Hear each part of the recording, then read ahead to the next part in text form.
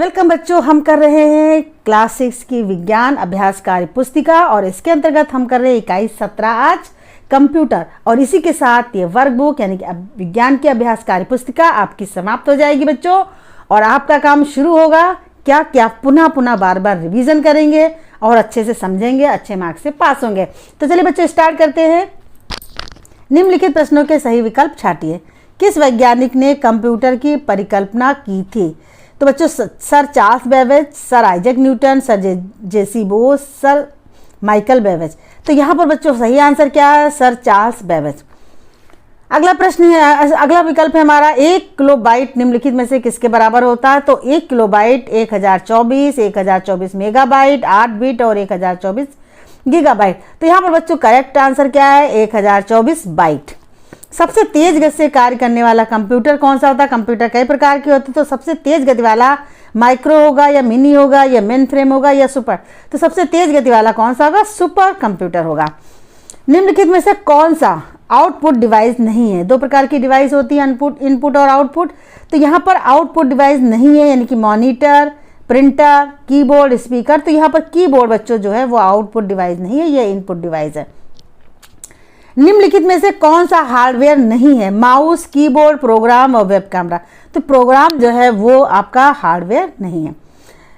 रिक्त स्थानों की पूर्ति कीजिए। हाइब्रिड कंप्यूटर एवं दोनों का संयोजन होता है। तो बच्चों हाइब्रिड कंप्यूटर जो होता है वो एनालॉग और डिजिटल दोनों का संयोजन होता है। तथा सॉफ्टवेयर कंप्यूटर के 2 भाग होते हैं। तो कंप्यूटर के 2 भाग होते हैं बच्चों, हार्डवेयर और सॉफ्टवेयर। मेमोरी के नाम है कौन कौन से? रैम और रोम, ये मेमोरी के नाम है। मॉनिटर के 2 और होते हैं। तो मॉनिटर के 2 CRT और 1 TFT होते हैं। लैपटॉप में तथा दोनों पावर की तरह प्रयुक्त हो सकते हैं। तो लैपटॉप में बैटरी और AC विद्युत दोनों चीज़ें प्रयोग हो सकती हैं। निम्नलिखित के सही कथन का सही तथा गलत कथन के सामने गलत का चिन्ह लगाइए।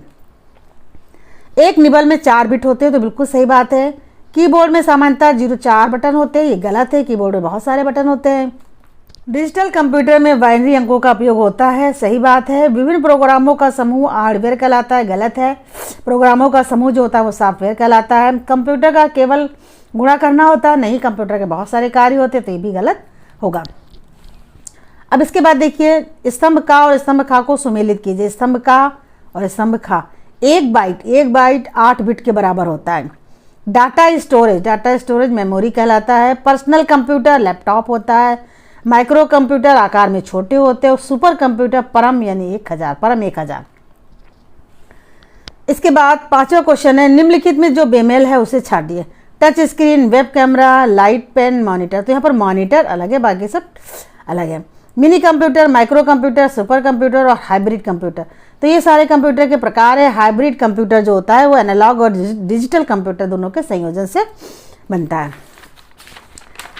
अगला है आपका mouse, monitor, keyboard, data process. तो यहाँ पर माउस, मॉनिटर, कीबोर्ड कंप्यूटर के पार्ट है, डाटा प्रोसेस अलग है।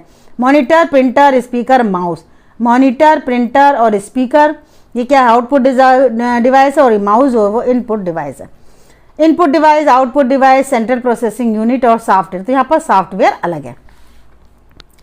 ये देखिए नीचे दिए गए चित्र को देखकर उनका नाम लिखना है बच्चों। तो ये आप पहचान गए होंगे क्या है? माउस है। और ये देखिए क्या है? ये कंप्यूटर है। यहाँ पर ये देखिए ये कीबोर्ड है और ये है लैपटॉप। आगे बढ़ते हैं, ये है आपका CPU और ये है प्रिंटर।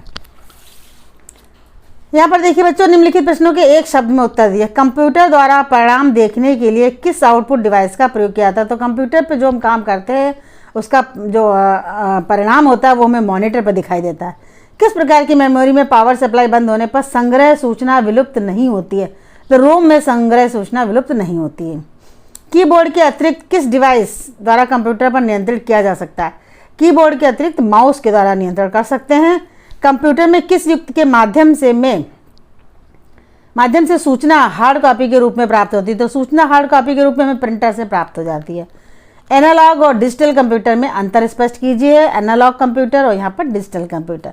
ये कंप्यूटर भौतिक राशियों के किसी सतत परिवर्तित गुण के मापन के आधार पर कार्य करते हैं, जैसे विज्ञान एवं इंजीनियरिंग के क्षेत्र में।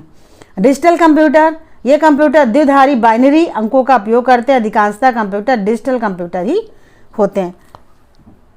निम्नलिखित का पूरा नाम लिखिए। CPU central processing unit, RAM random access memory, ROM read only memory, MB megabyte. यहाँ पर देखिए बच्चों, निम्नलिखित प्रश्नों के उत्तर दीजिए। कंप्यूटर का जनक किसे कहा जाता है? आप जान गए होंगे आंसर इसका क्या, चार्ल्स बेबेज। तृतीय जनरेशन कंप्यूटर में किस तकनीक का प्रयोग किया जाता है? तृतीय जनरेशन तकनीकी में इंटीग्रेटेड सर्किट IC का प्रयोग किया जाता है। हार्डवेयर का एक उदाहरण दीजिए, कीबोर्ड। सुपर कंप्यूटर की विशेषता बताइए। ये कंप्यूटर आकार में बड़े होते हैं, तो तेज गति से चलते हैं, अत्यधिक संग्रह क्षमता वाले होते हैं। इनमें अनेक CPU लगे होने के कारण ये तेज गति से कार्य करते हैं।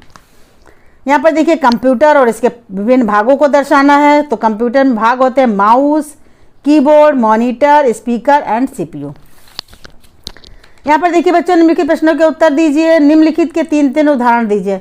निवेशी युक्तियाँ यानी कि इनपुट डिवाइस, निर्गत युक्तियाँ यानी कि आउटपुट डिवाइस। तो सबसे पहले निवेशी युक्तियाँ कौन है, यानी कि इनपुट डिवाइस कौन सी? कीबोर्ड है, टच स्क्रीन है, माउस है। निर्गत वाली कौन सी है, यानी कि आउटपुट डिवाइस कौन सी है? प्रिंटर है, मॉनिटर है, स्पीकर है। CPU के कार्यों को लिखिए। CPU को मस्तिष्क कहा जाता है कंप्यूटर का। CPU इनपुट किए गए डेटा को प्रोसेसिंग करके उसका निष्कर्ष आउटपुट डिवाइस के रूप में देता है। निम्नलिखित पैराग्राफ को पढ़िए और नीचे दिए प्रश्नों का उत्तर दीजिए। आज के युग में एक ऐसी सरल युक्ति प्रचलित है जिसे हम कंप्यूटर कहते हैं। उसे गणना, स्टोर, मैनिपुलेट आसानी से किया जा सकता है। इसे 5 जनरेशन में बांटा गया है। कंप्यूटर को मुख्यतः 2 भागों हार्डवेयर व सॉफ्टवेयर में विभाजित किया जा सकता है। हार्डवेयर वो भाग है जिसे हम देख व छू सकते हैं, परंतु सॉफ्टवेयर प्रोग्रामों का समूह है। कंप्यूटर डेटा को कीबोर्ड, माउस, स्कैनर आदि के माध्यम से CPU से प्रोसेस कर उसका उत्तर मॉनिटर पर देता है। किसी सूचना को संचित करने के लिए रैम और रोम मेमोरी प्रयुक्त की जाती है। रैम में सूचना विलुप्त हो सकती है, परंतु रोम में सूचना विलुप्त नहीं होती। यहाँ पर देखिए बिल्कुल एक तरीके से सारांश दे दिया गया है पूरे कंप्यूटर वाले आपके लेसन का। तो चलिए स्टार्ट करते हैं। कंप्यूटर किसे कहते हैं? तो यहाँ पर सबसे पहले लिखा हुआ है, एक सरल प्रचलित युक्ति है जिसे हम कंप्यूटर कहते हैं। तो एक सरल प्रचलित युक्ति। दूसरा है, कंप्यूटर द्वारा किन कार्यों को आसानी से किया जा सकता है? देखिए यहाँ पर उत्तर भी लिखा हुआ, गणना, स्टोर, मैनिपुलेट आसानी से किया जाता है। वही यहाँ पर मैंने लिखा है, इससे गणना, स्टोर, मैनिपुलेट आसानी से किया जा सकता है। इसका कंप्यूटर का कौन सा भाग प्रोग्रामों का समूह है? तो यहाँ पर देखिए बच्चों लिखा हुआ है सॉफ्टवेयर प्रोग्रामों का समूह है। तो यहीं पर यहाँ पर आंसर क्या हुआ आपका? सॉफ्टवेयर। कंप्यूटर में स्थायी सूचनाओं का संग्रह किस प्रकार की मेमोरी में किया जाता है? तो वो रोम मेमोरी में किया जाता है। कंप्यूटर के किस भाग से सूचनाओं को प्रोसेस किया जाता है? तो CPU के द्वारा जो है सूचनाएं होती है उनको प्रोसेस किया जाता है। अगला आपका आ जाता है वर्ग पहेली। इसको हल करना है। निम्नलिखित संकेतों को सहायता से दी गई वर्ग पहेली को हल कीजिए। बाएं से दाएं चलना है पहले। बिना कीबोर्ड का प्रयोग किए कंप्यूटर को नियंत्रित करने के लिए उपयोग करते हैं। अगर कीबोर्ड ना हो तो माउस से उसे कर सकते हैं नियंत्रित। तो देखते हैं माउस नंबर 1 पर कहाँ लिखा हुआ है, ये देखिए यहाँ पर है माउस। दूसरा है कंप्यूटर का डिस्प्ले यूनिट क्या है? तो वो मॉनिटर होता है। मॉनिटर देख लेते हैं दूसरे नंबर पे, ये देखिए मॉनिटर हो जाएगा। यहाँ पर संगीत सुनने के लिए प्रयोग किया जाता है स्पीकर। स्पीकर नंबर 3 पे, ये देखिए यहाँ पर स्पीकर है। फिर अगला क्वेश्चन हमारा यहाँ पर आता है, जहाँ डाटा को स्टोर किया जाता है, डाटा स्टोर होता है, तो नंबर 4 पे देखिए क्या, हार्ड डिस्क। यहाँ पर लिख देते हैं हार्ड डिस्क। अब बढ़ना है ऊपर से नीचे की ओर आना है। 5वें नंबर पे कंप्यूटर से परिणाम प्रिंट रूप में प्राप्त करने के लिए प्रयोग किया जाता प्रिंटर। नंबर 5 पर देखते हैं कहाँ पर है, ये ऊपर देखिए, ये देखिए प्रिंटर। ये देखिए ऊपर से नीचे जाना है ना, तो यहाँ पर देखिए प्रिंटर आ गया। फिर है किसी छपी हुई सामग्री को डिजिटल रूप में प्राप्त करने के लिए किसका उपयोग करते हैं? स्कैनर का करते हैं। तो नंबर 6 पे क्या है? स्कैनर है। ये देखिए यहाँ पर स्कैनर। कंप्यूटर को आवश्यक निर्देश देने वाला भाग क्या है? कीबोर्ड होता है। और ये नंबर 7 पे, ये देखिए कीबोर्ड। तो इस तरीके से वर्ग पहेली बहुत अच्छे से सॉल्व होगी, आपको समझ में भी आ गया होगा।